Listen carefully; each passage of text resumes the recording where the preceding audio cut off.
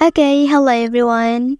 Here I want to provide a tutorial on how to turn off notifications on Realme C67 device.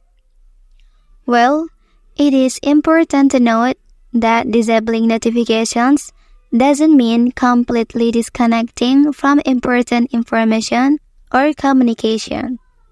Users can still manually check their applications or configure specific apps to provide notifications for critical or desired updates while disabling others.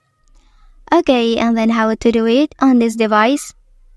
Well, here please open the settings menu on your device. And then please select the notifications.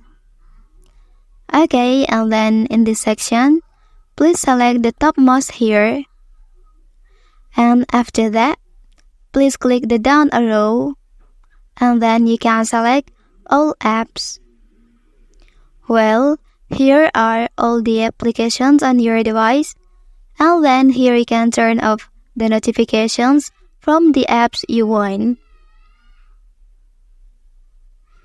Okay, that's the tutorial on how to turn off notifications on Realme C67 device.